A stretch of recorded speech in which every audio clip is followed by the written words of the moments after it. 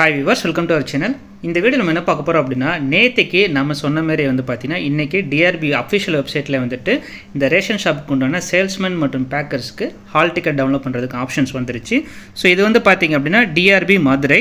So இங்க வந்து பாத்தீங்கன்னா ரெக்ரூட்மென்ட் ஆஃப் சேல்ஸ்மேனுக்கு ஃபர்ஸ்ட் ஆகும், ரெக்ரூட்மென்ட் ஃபார் பேக்கர்ஸ்க்கு வந்துட்டு செகண்ட் ஆகும் ஹால் டிக்கெட் டவுன்லோட் பண்றதுக்கு ஆப்ஷன்ஸ் வச்சிருக்காங்க.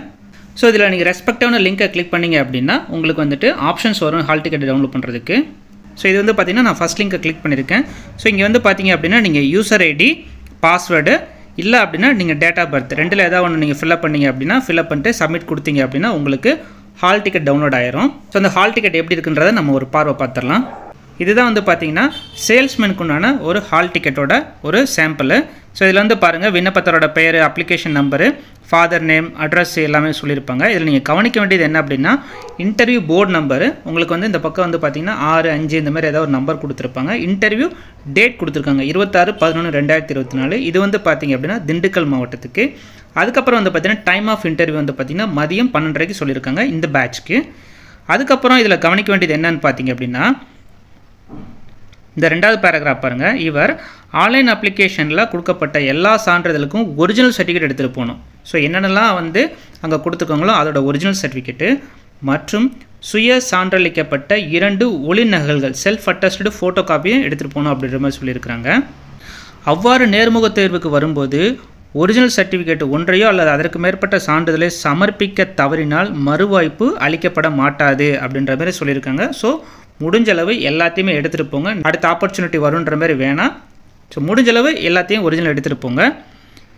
ஸோ இதில் வந்து பார்த்தீங்கன்னா டெஃபினட்டாக வந்து எஸ்எஸ்எல்சியோட மார்க் ஷீட் கேட்டிருக்கிறாங்க. அதுக்கப்புறம் வந்து பார்த்தீங்க அப்படின்னா ஆதி சான்றிதழ், அதுக்கப்புறம் வந்து பார்த்தீங்கன்னா நீங்கள் ஏதாவது வந்துட்டு ஒரு பிஎஸ்டிஎம் சர்டிஃபிகேட்டோ இல்லை ரிசர்வேஷனோ ஏதாவது சொல்லியிருந்தீங்கன்னா அதுக்குண்டான சர்டிஃபிகேட்டெல்லாம் கேட்டிருக்கிறாங்க.